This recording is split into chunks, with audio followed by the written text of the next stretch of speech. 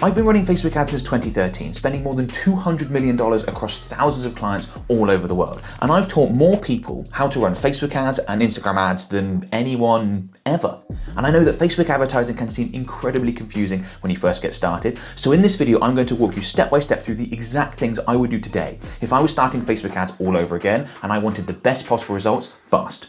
Okay, so a couple of quick things to mention at the beginning. Firstly, what I'm going to go through in this video applies if you've got a couple $100 a month to spend or a multi-million-dollar budget. Likewise, it applies across industries. We've worked with just about every industry you can think of with massive varying budgets. This is very much tried and tested. And what I'm going to do is try and cut through all the noise. And instead of covering all the things you could do to get good Facebook and Instagram ad results, instead focus on the absolute essentials, the things you need to get right if you want to succeed today. And what I'm going to run through is definitely going to be different from what you're likely to see elsewhere. So let's start by mapping out a quick structure for this video so you know what to expect. We're going to start with the offer. Nothing is more important than that. I'm going to share exact tactical details, how to get your offer Facebook ads ready. A lot of advertisers don't do that. Then we'll talk about campaign and sales funnel structure. There's so much bad information out there about this. I see so many advertisers go wrong. We're going to keep it simple and effective. Then we'll get into creative. I'll show you how to get amazing ad creative even if you've not got any videography, video editing, photography skills, so stay tuned for that. Then of course we'll get into the thing most new Facebook advertisers are absolutely obsessed with, and that's targeting. I'll show you what to do and not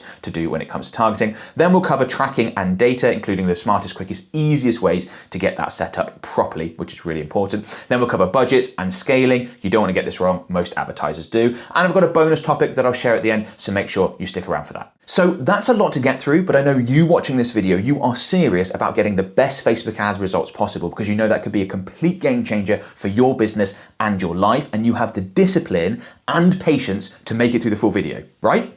In fact, if you don't have the attention span of a hyperactive squirrel and you do manage to watch the whole thing, leave me a comment to let me know at the end. I'll be watching out in the comment section for the people that do. So let's dive into offers. Now, I've been talking about the importance of offers for many years, and I've realized that a lot of people don't really understand what I'm actually talking about when I say offer. They think it's just their product or service, maybe their product or service with a discount. It's a lot more than that, right? We're going to go through exactly what that is, how to improve it, how to get your offer Facebook ads ready to give you a chance of the best possible results. But I want to just quickly touch on the importance of a fantastic offer. It is by far the most important thing in your ad campaign. You could set up your ad campaign completely incorrectly, get the targeting completely wrong, mess up with the copy, not have very good creative, but if the offer's good enough, it will still work or has a really good chance of still working.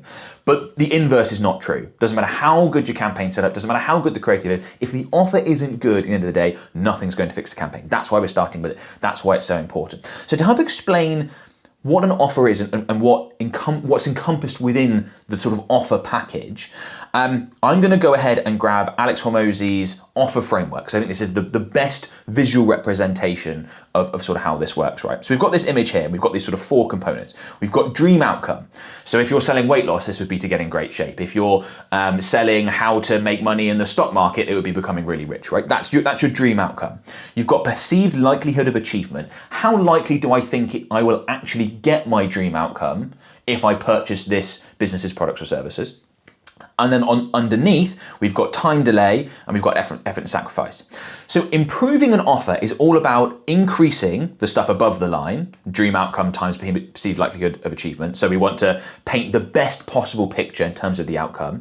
And we want to increase the perceived likelihood that it'll actually happen. So people believe us. Yes, if I buy this person's thing, I will actually get what I want. And we want to reduce as much as possible the things under the line, the time delay and the effort and sacrifice on the part of the customer. If they feel like it's a lot of effort, it's going to take ages for them to get their dream outcome, yeah, they're not as interested. So those are the main four component parts. And there are different ways that we can go about adding things to our offer or crafting our offer to try and hit one or multiple of those elements, right? And that's what we're going to run through, okay? So the first thing is what you actually sell. I mean, it has to be good, obviously. Hopefully that goes without saying, but it also needs to be differentiated in some way from your competition. Now, I'm going to give you some examples here. You don't need to win or do all of these options. Often one will be enough to differentiate yourself successfully from your competition and have a good offer, but the more of these you can achieve, the better, right? So how does your product or service do a better job of achieving the dream outcome than what your competitors provide? If the dream outcome is to get in great physical shape, then how does your product or service do a better job of getting people there than what your competitors provide? Or how do you demonstrate that it is more likely to work than what your competitors provide? We'll talk about reviews and testimonials and things that you can do that, right? So that's ticking 2 of those boxes: dream outcome, increased likelihood, increased perceived likelihood of achievement. How does it decrease the time delay? Maybe it isn't better than what your competitors provide, but you do it that much faster, or it gets people their dream outcome that much faster. Maybe there's less effort and sacrifice. Again, perhaps you're not differentiated on the other elements. Like, what we offer is basically the same thing. They'll roughly get the same dream outcome, but if they go with my competitors, they're gonna have to put on all this time, all this effort. I'm gonna make it as quick and easy for them as possible. You can do that. Now, obviously, the more of those you can add in, you can stack them, you can compound, you can create an even better offer. But just wanted to give some examples and hopefully give you some thoughts of, okay, how do I differentiate what I've got from my competition? The next thing that you can look to include in your offer to make it Facebook ads ready, give yourself the best chance of success when it comes to your Facebook and Instagram ads, is a guarantee. I love guarantees. I think they are massively underutilized by the Facebook and Instagram advertising community. And what guarantees do is they massively increase the perceived likelihood of achievement. So if someone's looking at your thing and thinking, yeah, I love the idea of that dream outcome, but I'm really skeptical that they can actually help me achieve that. You put a guarantee onto your offer, and that skepticism, if not completely disappears, is massively diminished. Because people are all of a sudden going, well, they're so confident that they're going to help me achieve my dream outcome, that if I don't achieve it, there's stipulations within the guarantee. Lots of different types of guarantee, by the way. Doesn't just apply to service, can also apply to products. So you could say guarantee the certain, dream outcome, or we'll keep working for you for free, or we'll give you your money back, or we'll find some sort of alternative. Love our product, or we'll give you your money back and buy a competitor's for you. You can guarantee something won't break in a certain time period, if that's one of the things that people might be skeptical over in your industry. Guarantee that this will last for 10 years. And people in that space are used to buying one of these and it lasts 2 years and then they're frustrated, and et cetera, et cetera. You can guarantee a certain delivery time, right? You can guarantee that we'll get it delivered, maybe installed within 72 hours. And our competitors are taking a week. If not, you get your money back. Think of the Domino's pizza, right? 30 minutes or you get your money back. That's an example of a guarantee. You can guarantee speed of a dream outcome. So not only are we offering this dream outcome for you, but we will guarantee you will achieve it in 30 days, 90 days, or you get your money back, or we keep working for you for free, or some other sort of penalty that's obviously going to cost us as the business selling this thing money, right? So lots of different types of guarantees I've just run through there. You'll have to work out which ones make the most sense for your business, your product, and your service. But adding in guarantees, like I said, such an easy way to achieve massive increases in perceived likelihood of achievement. And for some industries where there is an enormous amount of skepticism, this is really, really important, right? Lots of people have tried to get in great physical shape for a decade. They see a new offer come along and they think, yeah, seen it all before, don't believe you. We guarantee you achieve this outcome, or you get XYZ, right? You get something that's going to make a very skeptical audience then pay attention. The next thing I'd like to add to your offers is scarcity and or urgency. They're not the same thing. A lot of people sort of confuse the two. I'll explain, right? So scarcity is there's only so many of these things left. There's only so many tickets left for this event. There's only so many products left before we sell out. There's only so many slots left before we're completely full for the next couple of months on our service provider. So you can apply this to lots of different types of business.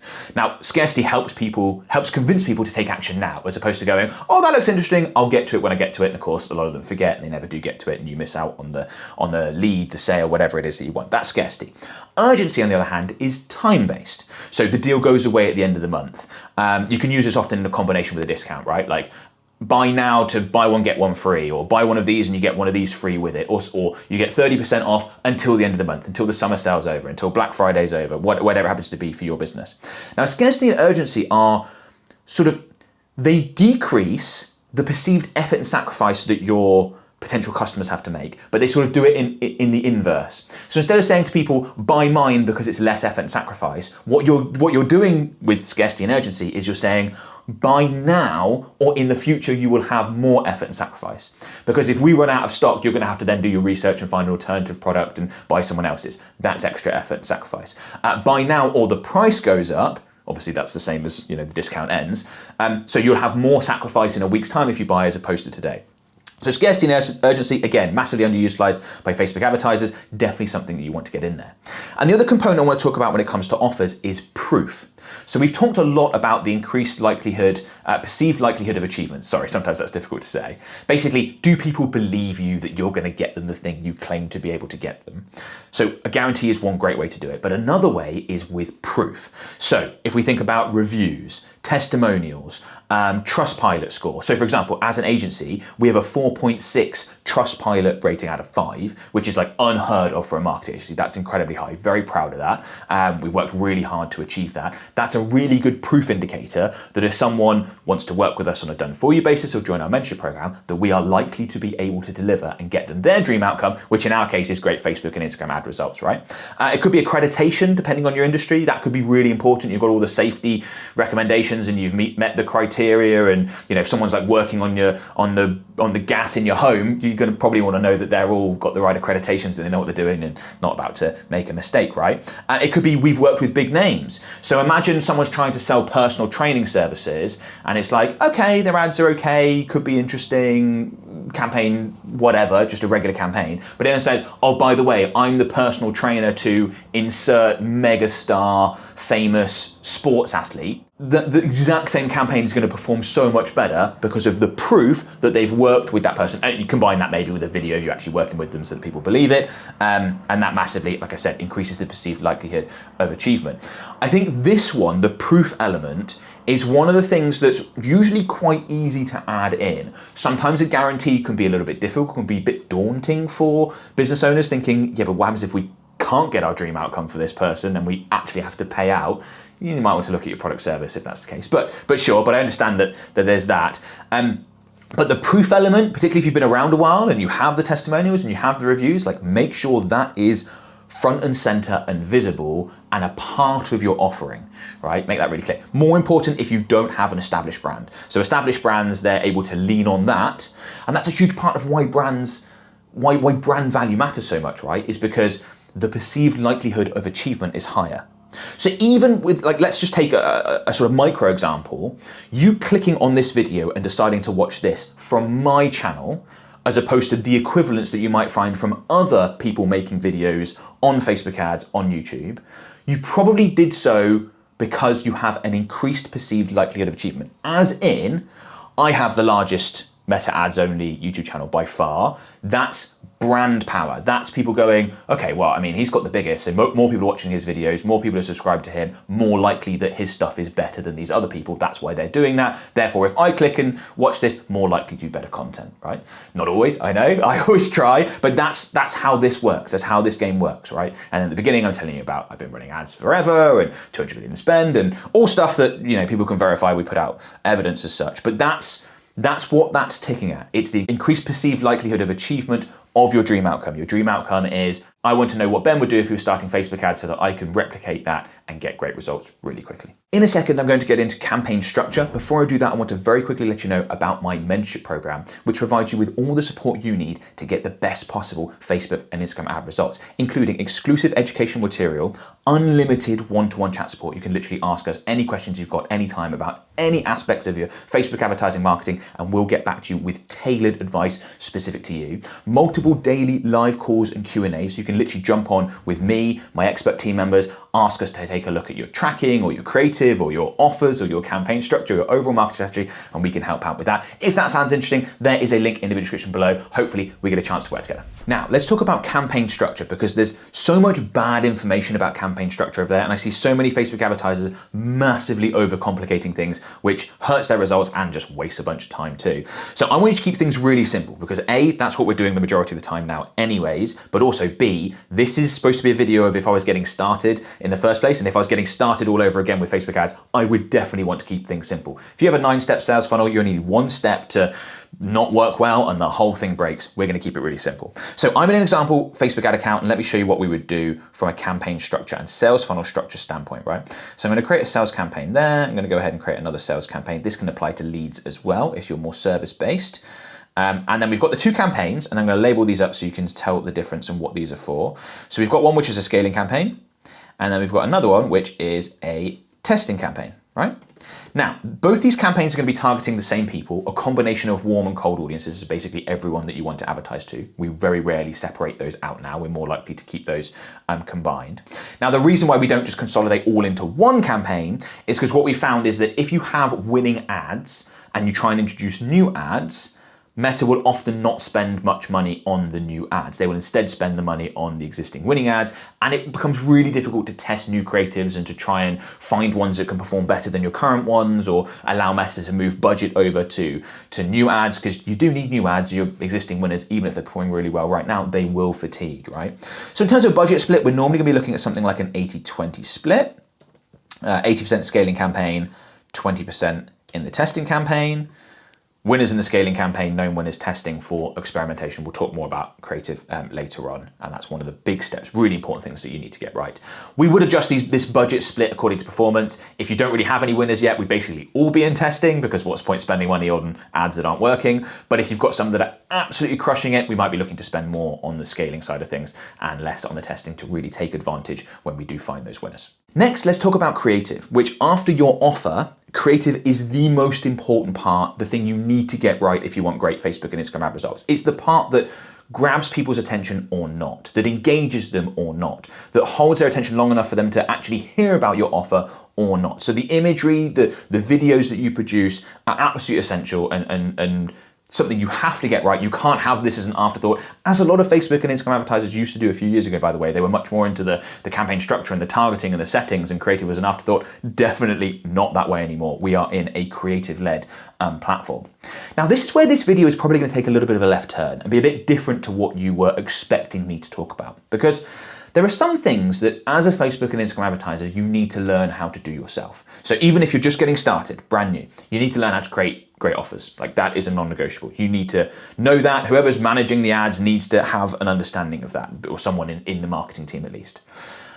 But interestingly, your ad creative is not something you need to learn how to do yourself, which I know might sound a bit mad. You're thinking, hang on, this is the second most important thing in a Facebook ad campaign. I don't need to know how to do it myself. Correct. No, it sounds a bit mad, but stick with me here, right? Of course, you can learn how to produce amazing ad creative, and that would be really beneficial to your business and your Facebook and Instagram advertising efforts.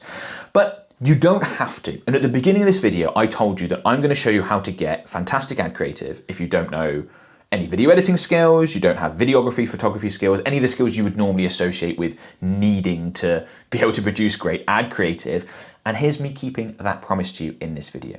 Because if you are getting started with Facebook ads, or even if you're sort of feeling a little bit stuck and you've watched this video thinking, well, what would Ben do if he was starting all over again, right? Instead of you making your own ads, I want you to hire creators and influencers to make your ads for you. Now, I know as soon as I say that, a bunch of people in the audience just go, whoa, there's no way I can afford to do that. I don't have the budget. I'm only operating with a few $100s a month to run my ad campaigns. Like, this is not something I can do. And I want to sort of shift some mindset around that. There are creators out there who have not massive, but targeted small followings that will make ads for you for $100. And if you're spending anything on your ad campaign itself, on the actual cost of the ads, $100 to massively improve the effectiveness of your ad creative, maybe take your return on ad spend from a 2x to a 4x or a 6x, I've seen that happen many times, could be the best money you could possibly spend. Because even if they only have 5,000 followers, but that 5,000 is dead on your target market, Meta will find those people, they will put ads in front of those people first. That, because those people follow that person, the creative is far more likely to stop the scroll. Their recommendation to buy your product, service, etc. carries much more weight, is much more likely to get them to take action, and you can often get that very cheaply. Of course, you can spend more and work with people with larger influencers. I have more than 1 million followers, subscribers across channels. I sit on both sides of this fence, right? I'm an advertiser hiring creators, and I'm also a creator myself. So it costs a lot more to work with me, but you don't have to start there. You can work up, and there are of course people that are much larger than me that will cost 10, probably 100 times what I charge for this sort of stuff, right? I don't want to hear any nonsense around they're going to charge for that, I can't afford that. The increase in effectiveness if you do this well will way more than pay for itself. Because remember, you got to pay for the ads, right? So it's not like a Facebook and Instagram advertising game is a zero cost game. There's cost in there. It's deciding how to allocate it and where best to spend it. And I think the vast majority of advertisers would be better off spending a little bit less on the ads themselves and a little bit more on the creative to make that ad spend that much more efficient. And if it's that much more profitable, you can then scale, and you're more profitable and you scale anyway. And you end up with a much better situation. Right, the other big hurdle to this, people go, how do I do it? I've sent DMs to like 3 influencers, no one got back to me. What do I do? Right, I'm gonna show you exactly how to go about doing that. So I'm back in my example ad account here. I'm gonna go ahead and click on all tools, and then I'm gonna come down here under engage audience to the creator marketplace, which is a fantastic free resource that Meta have provided that is the best place by far to find creators and influencers to promote your products and services, but also to reach out to them. Because if you're just sending DMs, yeah, you're in there with a dozen or hundreds of other people, or thousands of other people, depending on how big they are, who are also trying to get their attention, and you just get ignored. Through this tool, people who receive your messages are far more likely to be like, oh, this is a brand that wants to pay me money to get me to do things for them. That's fantastic. I'm going to pay attention to it. So also the best way to actually get in touch with them and create campaigns and all that sort of stuff. So a couple of things to quickly mention before I give you a quick demo of the Creator Marketplace. Firstly, you need to request access to the Creator Marketplace, not provided by default, and you need to have a professional Instagram account or an Instagram account connected to a Facebook page in order to use it. Simple things to do, but you just need to do those. I don't want those to trip you up. Then I jump into the Creator Marketplace, and there's a few features that I want to run through, but a couple of things I want to highlight as well, right? Approximately 1 million creators on the Creator Marketplace. So we're not just talking about the massive names that everyone knows. You can get really quite specific with your audience and with your niche and with your industry, and that's often the best way to go from a return on ad spend, well, a return on investment standpoint for you, because it's going to cost you less to work with these people, and a return on ad spend standpoint, because once you run the ads, they're more likely to be relevant to your target audience, and their recommendation carries more weight, and et cetera, right? Like, people might trust me when I talk about a certain software that can help with Facebook and Instagram ads, but if I start talking about, you know, what type of shoes to wear, I don't think anyone's going to care. Almost no one that sees my content is even aware that I've got legs, let alone what I might be wearing on my feet, right? Okay, and then what I'm going to talk about is that Meta makes recommendations. So you've got this recommendations tab here, but even just at the bottom here, Meta has made recommendations based on what they know about the content that I create on my Instagram profile and Facebook page and the products and services that I sell. And they've absolutely nailed it, right? So we've got Mr. Paid Social and Dara Denny being the top 2 options, both creators that I know personally, great people, produce fantastic content, very much aligned with my audience and what I produce, right? In fact, these 2 are also Meta Megaphone partners like I am, and there's a very small group of us Meta Megaphone partners, create content on Meta advertising and AI and advertising in general. So like, these would be perfect options that Meta has just gone ahead and selected for me, and I could go ahead and look to explore further. I'll come back to this in a second. Like I said, you could find more in recommendations. We can sort by just about everything you can think of, right? So we could sort by different countries, by follower counts, interest, age, gender, etc. We can add in certain requirements, so if they need to have this many followers, all sorts. We've got the recommendations tab, like I already talked about. You can see that in the search section anyway, so you don't need to go into that too much. Then we've got interested creators. Now this is more going to apply to larger brands. I've actually got someone in here, and this is interesting, this wasn't in here when I was prepping for the video, but this would be if a creator specifically wants to work with a brand. So if you've got larger established brands and people want to work with you, then you might see this coming through. Interesting that I've had this come through. I haven't seen that before. You've got previous partnerships, so you can keep an eye on, you know, who have we worked with before? We did such and such campaign 6 months ago. Let's go and have a look. And we've got follows. If I just click into this, we can quickly see that these are creators that follow me. So you might find that if you're reaching out to these people, you know, creators that follow you are more receptive to you reaching out and saying, I want to work with you and stuff like that, and tags as well. So you can, lots of different ways to find people, but basically very quick and easy to go ahead and find people within this platform. So once you find some creators that you like the look of and might want to work with, you can click in and get some really great information. So if I click on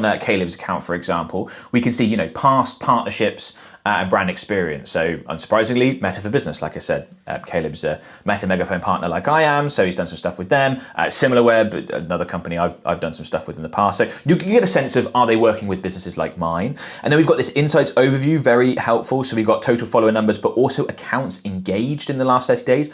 This is really important. You will find instances where a account has massive follower numbers, but a much smaller accounts engaged, like it could be like 3% accounts engaged.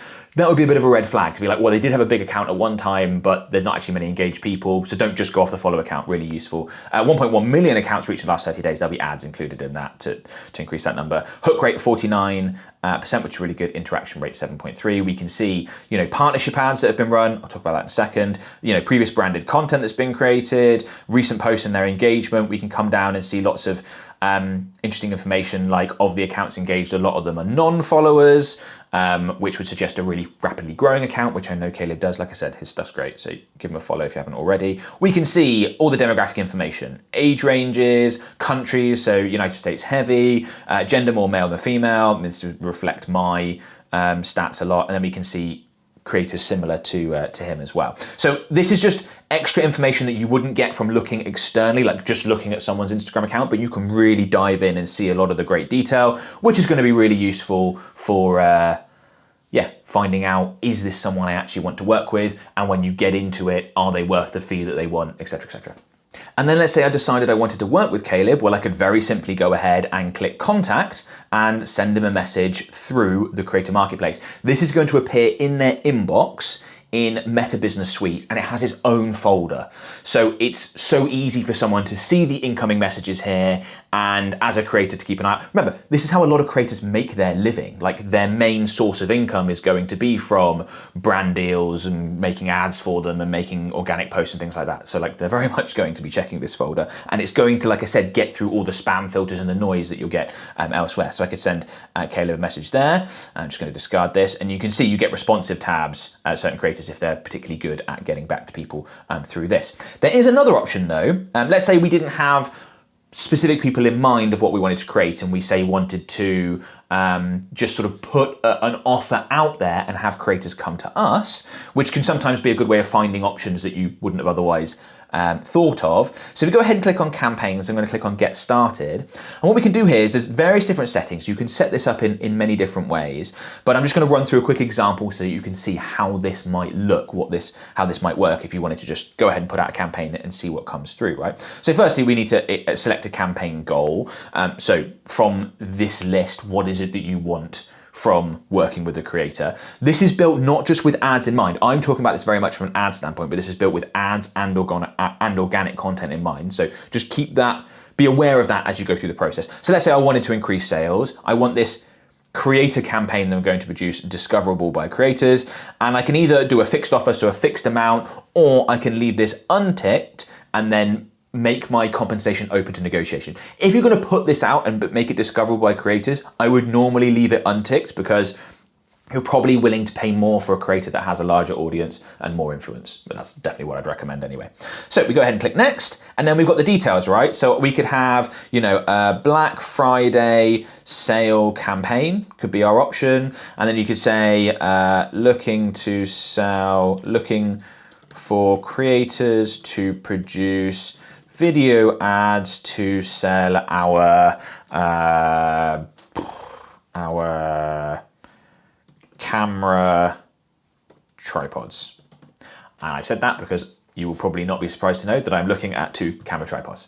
Camera tripods, right? So pop that in there. Then we can add an image to demonstrate the product. I'm hoping it will let me click next. Oh, it's going to insist on adding an image. Right, let's just add something in there. Have I got anything on the desktop I can just grab? I do have something on the desktop I could grab. I didn't plan this, but that's actually a screenshot from our agency partner page, whatever it's called, that shows our ad spend across the ad accounts we're managing at $40 million over the summer. Anyway, I just needed to add one in there, so let's go ahead with that.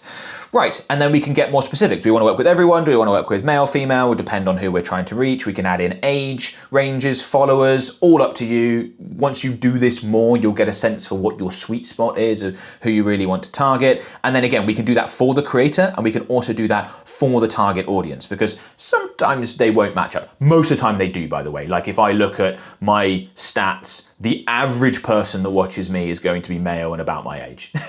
Now, there's a big range. There's people, lots of female viewers and stuff. There's also people that are much older, people that are younger, but like just the average is typically going to be around there. And we can do countries as well where they're going to be selected. So you can narrow that down if you really want to, but like I said, I'm just running through this. And then this is where we start to get into the specific stuff that we want the creators to produce. So if we're doing this for an ad standpoint, I'd normally select that as reels. So we might say, look, I want 2 reels created promoting my products of tripods. You need to say that you're interested by the 26th. I mean, I'm just adding in example stuff so you can see, right? And then I need it by the 9th, let's say, and go ahead and click next. Then in the compensation section, we need to say how much we're willing to pay. So let's say we're willing to pay $1,000 for these 2 reels. Remember, this is a proposed amount. We didn't include the fixed fee right at the beginning, and that leaves it open because in case someone comes through that's like a much larger audience, you might be willing to pay more, maybe less for less, etc., etc.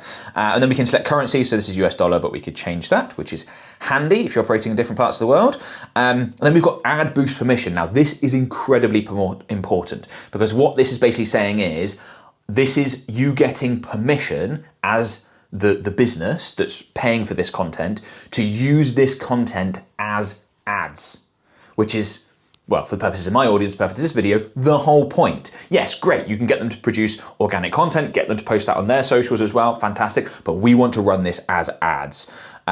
Which is something that hardly anyone in the influencer marketing, creator marketing space is doing. They are doing more and more, to be fair, but that's where so much more of the value is. Because if you just post, let's say you get a creator to produce an Instagram reel for you and they post it, right? That's going to be seen by a small percentage of their audience for 24 hours at most, and then it kind of dies, right? Moved on to something else.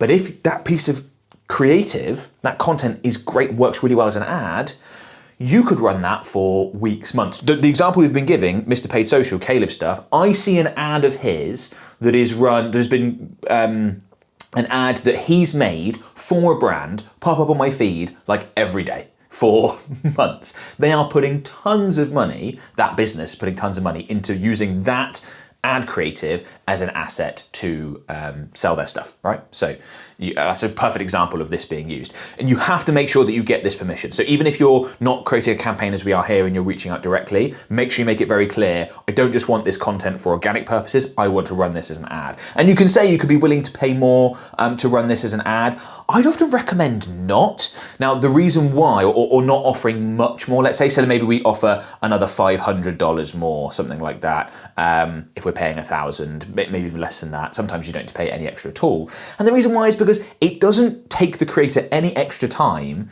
to make it. Like, they've already made it for you. So whether you use it as an ad or it just goes out organically doesn't make any difference to them from a time standpoint. But also, just think about the pitch to the creator being like, by the way, you're going to produce this bit of content promoting my stuff. I'm going to pay for this to be put in front of 1 million people or 200,000 people or 50 million people, depending on your budget and how long it's going to run over the next X amount of months.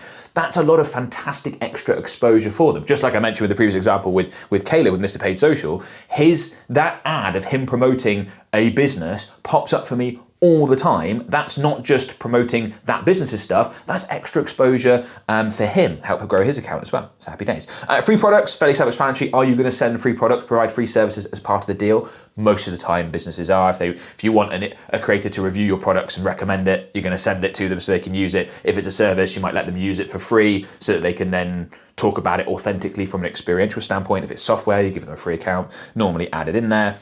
Then we've got this little summary, click next, run through the review, everything's happy, you can go ahead and get that live and see who comes through. Once you click publish on this, I won't do this because it's not like an actual campaign. You can then specifically contact creators and link them through to this campaign to say, oh, I'd really be interested in you creating some stuff for my brand to promote my products and services. Here are the details of what I'm looking for. Might be a quick and an easy way to save some back and forth communication when it comes to doing this and setting up campaigns. I've got a more detailed video about the Creator Marketplace. If you're interested, you can find that on my channel that runs through this. I've sort of run through in reasonable detail, but I really go into the nitty gritty in case you want that full walkthrough there. Now, a few quick things to note about doing this through the Creator Marketplace before we move on to the next big topic, which is targeting. And that's that all the payments are handled directly between you and as the brand and the creator. Meta's not involved in that process. It means they don't take a cut, just something to be aware of, that's all done directly. When you do get the assets, so those creative assets from the creator. What you want to do in terms of running those as ads, you don't just want to grab that ad creative and run that as an ad through your own ad account. It will still be run through your ad account, but I'll show you a bit of detail here, some nuance that I want you to use. So if we just jump back into Ads Manager, what I want to do is I would like you to run this as a partnership ad. And I'll show you how you go about doing that. So if I go ahead and click on campaigns, and let's say I click into the scaling campaign, click into this ad set, and then if I edit this ad, we will see here that right at the top of the ad creation section in Ads Manager, we've got partnership ad. Now I can turn that on, and then I can select the partnership. If you've got partnerships established, Meta makes it really easy, or enter a specific code or post info for like a post that's gone out, say on a creator's profile, that you can then just pop in there and run that as an ad. Now that means you have full control as an advertiser, so it's still run through your ad account, your budget, you're in control of the targeting and the setup of the campaign and the structure and all that sort of stuff. But when you run it as a partnership ad, as opposed to just getting, say, the video from a creator and uploading it, it will appear, or it can appear, this is up to you how you do it, but what I'd recommend is that it appears from both your account and from the creator's account. So you know on the top left where it's like who this post or ad is from, it can be both. And that's brilliant, because that's really what you want. You want the association between your business, your brand, and the creator that's produced the asset for you. And that'll also help it in terms of targeting and delivery mechanisms, tap into their audience, and Meta's gonna know like who to put this in front of and where the best results are gonna come from, which is going to be their audience. Like I said, that's why creator ads are so good, is because it stops a scroll. Someone's like, oh, I follow this person, I'll stop and watch. And then also their recommendation carries weight. So not only do more people pay attention to the ad, but more people are likely to click through and actually go ahead and buy or sign up or become a lead or whatever it is you're asking people to do. So make sure you set it up as a partnership ad. I'll have a full tutorial on partnership ads coming out soon. Make sure you subscribe for that. If you haven't subscribed already, which I'm sure you have, but if you haven't, make sure you subscribe for that, and you'll have more details on those, but fairly straightforward setup. Just wanted to quickly mention that. Right, now, bonus tactic when it comes to working with creators, and this is a really important point here. When you ask a creator to produce, let's say, 2 reel style ads for you, I would ask them to also add in a number of different hooks. So normally, let's say 10 different hooks. The hook is the first 3 seconds. Now, the hook is by far the most important part. That's what either grabs people's attention or not. And by doing it that way, so let's say I want you to create 2 full ads that are 45 seconds long that promote my product or service, right? If you have 10 different hooks for each, so you say, right, that opening line, I want you to give 3 different variations of that opening line. I want you to do it with different backgrounds. Instead of like this camera angle, just turn the camera and have that as your background so that it looks visually different. Do it with a different top on. Do it stood in a different location.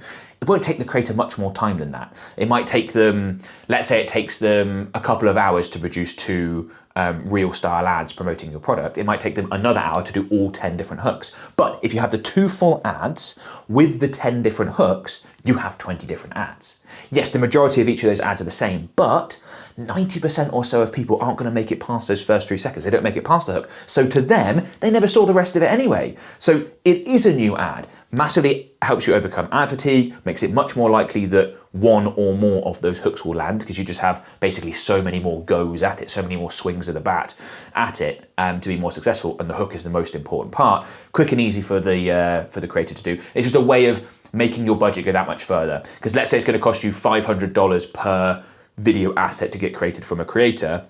Well, you might be able to get 20 for the price of 3, as opposed to 20 for the price of 20, because like I said, the hooks don't take that much longer to record and produce. So that's something I'd recommend you do. Other recommendations around what the creator does, I would normally keep fairly open. So if someone's a creator or an influencer, they are that person and in that position for a reason, normally pretty good on camera, normally know what they're doing if you're working with the right people. So you want to give them quite a lot of flexibility. You can give direction in terms of, I need you to make sure that you include this in the call to action, or make sure you hit these 2 bullet points that are really big positives about what we sell that I want you to mention, or this credibility indicator. Remember, those things that we talked about in the offer, that's where you'd want to be like, list some of these. But in terms of like style, visuals, how they do it, normally I'd very much leave that up to the creator, because they know That's how they've gotten to where they are. They know what resonates with their audience. They're going to want to get you good results and produce the best stuff because A, they want to make sure that good content that includes them in it is put out to the world when you run it as an ad. And B, they want more money off you. They want to work with you again in the future. They're incentivized to get you good results, right? A few things to note about creators and creator marketplace and how that works. I think we've run through everything I wanted to talk about. And just honestly, if I was starting again, this is what I would do. And I would find the smallest creators I possibly could, pay them a tiny amount of money, take a bit of my budget and do this. If you have money for ads, you have money for creators. That I want to be really clear. I'd rather you took more money out of your ad budget and put it into producing great creative and the creator budget, because that'll make your ads that much more effective, which will give you a much better overall result, which will allow you to scale and build your business and all that sort of stuff. The effort and time required to become really good yourself at making ads, you can bypass so much of that by working with creators, and they have influence. And I can just tell you right now, we have worked with thousands of clients, we have spent insane amounts of money on the platform. The businesses that produce the best results consistently, where we sign them up and we're like, this is gonna fly, is always when there is a massive creator or influencer a part of the brand, and we can leverage their audience to generate tons of sales and leads really quickly. Those are the businesses that go from nothing to like just, you can't believe how quickly they scale. The ultimate example of that would be like a Mr. Beast, right, with Feastables. If another business set up a chocolate bar company, like, okay, take probably a few decades to gain any real traction. If they were brilliant at every single element, he could just go ahead and buy it in a bunch of videos and the thing just absolutely takes off. So you're going to be doing that on a much smaller scale, but that just to demonstrate the power of this, and saves you time, you get better results, win, win, win. So it's time for targeting. Now, this is one of the topics that particularly new Facebook advertisers are absolutely obsessed with. They think targeting is make or break. If they don't get good results, they nearly always blame it on where we're just not reaching the right people. It's nothing to do with our offer, it's nothing to do with our creative, it's nothing to do with the product. We're just not reaching the right people. And I'm sorry to say that is very unlikely to be true. Targeting used to be incredibly important, and we're almost experiencing like Facebook ads industry lag. And I appreciate it. There's probably loads of people that watched my video from 5 years ago, found out all about targeting, thought this is the most thing, haven't watched one since, they've been focusing on other areas of their business. Maybe they're doing something else and they've come back to it and they're still under that belief, but things have really changed. Targeting just doesn't matter anywhere near as much as it used to. Offer, creative, far, far more important. But I want to run through this so you can see how I'd recommend you set it up and go through the details. So back into our example Meta Ads account, and let's go into our scaling campaign, and then we're going to go ahead and click edit on the ad set level. I'm not going to worry about anything else. I want to talk about targeting right now. Budget share tool we're going to talk about in a minute. So we get down to this section here, which is audience. And in audience, we've got controls and we've got suggest an audience. And depending on your campaign structure and what you use, you're almost certainly going to see something like this going forward. So the way to think about these two different sections, controls and section audience, is anything in controls, they are hard targeting boundaries and constraints. So what you select in here, Meta will stick to. What you suggest in here, Meta, quite frankly, will probably ignore, or at least won't stick to it closely. They might use it as signal, as a little bit of an indicator, like kind of head in that direction. You ever asked anyone for directions and they kind of don't know? You don't have that experience where you go, oh, where's such and such? I can't find it, sat nav's not working, where do I go? And they're kind of like, well, I kind of think it's like over that way somewhere. And you sort of have to drive off like, you don't know what you're talking about. Meta's a little bit like that.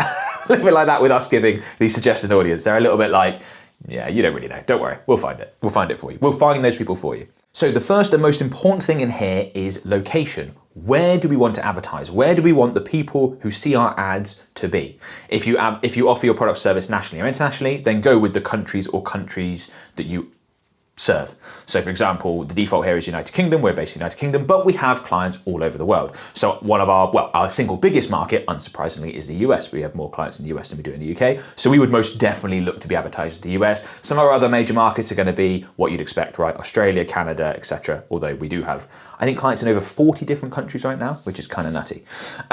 Anyway, so we could leave that, but we could get more specific. So for example, we could just look to advertise to, let's delete that out. Oh, it's not going to let me because there's only one in there. We could just advertise to the city of Bath if it comes up. If we were a local business based in the city of Bath, we could obviously do a radius of 25 miles around that, or we could look to get more specific with 15. This is going to be very business dependent. Where do you want to advertise to? Don't overthink it, just think, where are people that we want to work with? Where are they based? How far are people willing to travel to us if that's our type of business? How far are we willing to travel to work with people if that's our type of business? Maybe nationally, maybe internationally. Don't need to massively overthink that. But this is a hard boundary, right? Oh, it's annoying that Meta won't let me delete that out. Never mind. I'm going to put United Kingdom. So this is a hard boundary. Meta will not go outside of that. Sometimes they don't get it quite right, there are errors, but for the most part.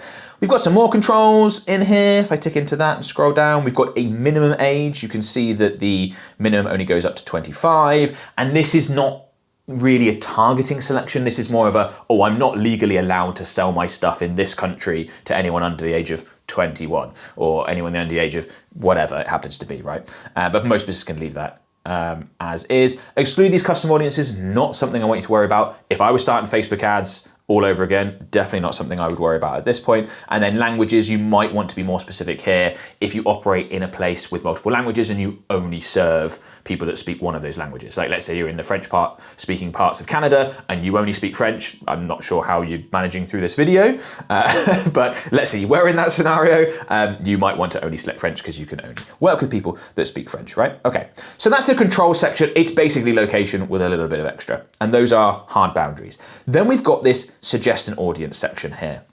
Now in here, these are those directions I was talking about earlier, where you say to Meta, the customers are kind of like over, that way.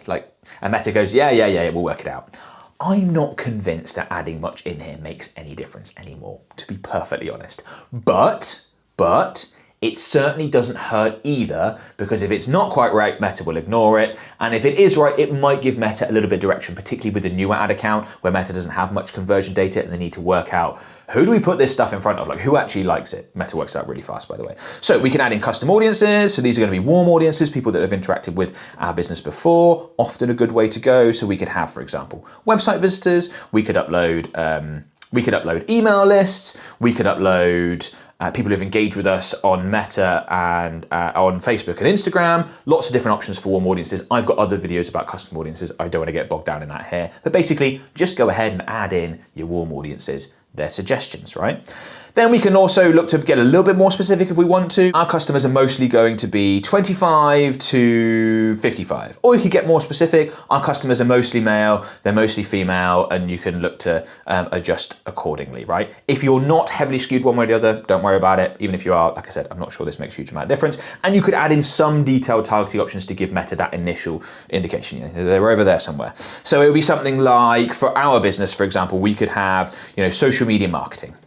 As an example, people interested there, social media marketing. And you can add in one, you could add in multiple, you could leave it blank. Not sure it makes a huge amount of difference. But that is the structure when it comes to targeting. What I don't want you to do is go ahead and do a bunch of things that I haven't shown you there. I don't want you to go ahead and click on further limit the reach of your ads. That's likely to cause more harm than good. I don't want you to try and come up with anything else more complicated. This targeting section of starting Facebook ads all over again is much more about don't mess it up as opposed to get it right, because you only need to be kinda there and Meta will work it out for you. Next thing we need to cover is tracking and data. This is the boring part of Facebook and Instagram advertising, the part that no one really wants to think about, no one wants to worry about. When I make specific videos about it, no one clicks and watches, but it is really important. So much of what Meta does now is based on machine learning, it's based on its optimization process, it's based on working out who to advertise to, how many times a day to advertise to them, all the various elements to get the best possible results.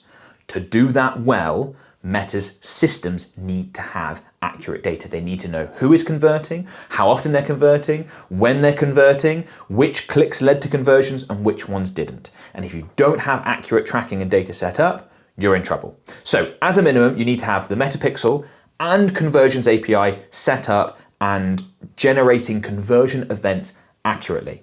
This is the part where everyone sort of goes, I don't really know what you're talking about. And to be honest, I don't know a huge amount about the details of the tracking and the data. I know basic pixel setup, I know basic Conversions API setup. Beyond that, I get other people to do it for me.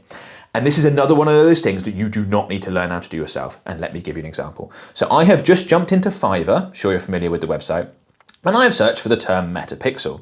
And if we scroll down, we can see that the very first result here is someone who is top rated. They have a 4.9 star rating at 442 reviews. That's pretty good. They're probably pretty good at installing meta pixels. Oh, and by the way, they'll do the Facebook pixel and the conversions API for you, along with a bunch of other stuff that even I barely understand.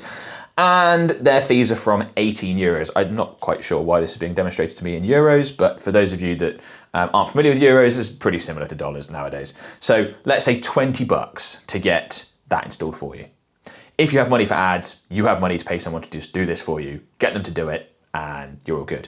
And you can easily verify to see whether or not it's been done properly, because you can take a look at the results that are generated in your ad account once it's all set up and tracking, and you can verify those against your back-end data. So in your CRM. Okay, Meta's saying we generated this many leads. We've got roughly that many leads in our system. Yeah, okay, probably accurate then. Same with sales if you're looking at like say Shopify data. Is that correlating to what we've got in our ad account? Yeah, and that can give you a good idea, right? So go on to Fiverr, go on to Upwork, and then you're all good. That's the basic setup that everyone needs. And if you want to go further, which can often be well worth doing, and improve things tracking and data-wise, I've got 2 recommendations for you. 1, regularly check Events Manager. So over on the left-hand side, I've got Events Manager. If it's not in your shortcuts, it'll be in All Tools. Now, this is an example ad account, so what I'm about to show you is not like how I'd recommend you have things set up. But I just wanted to come in here because what I want to say is you will see Meta provide messages around data, how to improve things, how to improve your event match quality, and how to basically improve the tracking and data quality. You'll see them pop up here, and Meta will tell you what to do. So you can go ahead and implement this, or find someone on Fiverr who will do it for a tiny fraction of the cost of what you'd expect, and that's often a good way to go. So that's one recommendation. And if you want to take it even further and get the best possible tracking and data, which, like I said, is incredibly important to the success of your Facebook and Instagram ads, my recommendation would be to use Hyros. Hyros is the best tracking and attribution software for Meta ads. It's the software all the big players in this industry use, including myself. I use it to track results for my own ads, as well as all my organic results as well. So if someone books a call for our done-for-you services, for example, I can see exactly where that person came from with a lot of accuracy. That allows me to make better decisions for my marketing and my business. Hyros has been able to track that from our ad spend in this campaign, we've generated £96,000, but £58,000 of that was not reported by Meta. So if I was just looking at my data within my Meta ad account, I might come to the conclusion that this campaign is doing okay, but in reality, this campaign is doing a lot better. Now, this is a relatively extreme example because of the nature of our business. So most of our product services have recurring billing elements. Meta might be able to see what we make initially from our ad spend on that initial transaction, but not those subsequent payments. And that's why it shows the importance here of being able to accurately see what did we actually get from our ad spend in order to be able to make better decisions and optimize correctly. So if you want to improve the performance of your ad campaigns without having to touch your ads, go ahead and sign up to Hyros. There is a link in the video description. The next topic we need to cover is budget and scaling. One of the other things that you have to get right, or kind of like targeting, actually, you need to make sure you don't get wrong if you're starting Facebook ads and you want good results. So let's go back into Ads Manager and talk about this. We'll jump into one of those campaigns that we've created as an example. And we've got the budget section up here, right? So firstly, daily budgets over lifetime budgets would be my recommendation. Campaign has a lot more longevity, you have more flexibility as an advertiser. So let's go over starting budgets. How much should you start with? There's no perfect amount, but I've got some specific recommendations on this, right? So you want to start with a budget that is small enough that you can afford to lose it. You don't want you or your company to be put in financial difficulty if the campaign doesn't work really well from day one, which is of course possible, right? We've talked about the elements you need to get right. Offers, creative. It's not like everything immediately works really well. That would be completely unrealistic. There might be some stuff you need to work out. That might take a bit of time. You should be prepared for that. So start with a small enough budget that if you lose it, it's not the end of the world. But you don't want that budget to be so small that you don't care about it, that you're sort of, whatever, we'll just kind of leave it and I'll check it in a month's time. I've seen people do that as well. They start so small that even if it was to succeed, it wouldn't have any meaningful impact, and there's therefore not that motivation to do this properly and really get involved with the campaign. That normally means there's this lovely sweet spot where you're like, we could afford to lose this, but it wouldn't be fun, wouldn't sting a little bit. And that's that great place. If it doesn't work out, you're protected, but you're going to be really involved and invested. And then if you start at that place, you get to a point where your campaigns are profitable, are successful, then scale. Don't scale before that. There's this myth that you just need to spend a certain amount and then your ads will start to perform great results. That is not true. The reason why that myth is there is because people look at big businesses and they think, well, they're spending loads and they're getting great results. They're getting great results because of their brand value in a lot of cases, or the fantastic creators that they're able to partner with, not because they're spending a certain amount. In fact, in reality, your return on ad spend decreases as you scale, which I know is quite disappointing to a lot of new Facebook advertisers. They're like, oh, really? Why does that happen? It's because Meta's so good at finding your best possible people to advertise to. So when you're only spending enough money to advertise to, say, 5,000 people a day, Meta's going to find basically the best 5,000 in your target location for your business.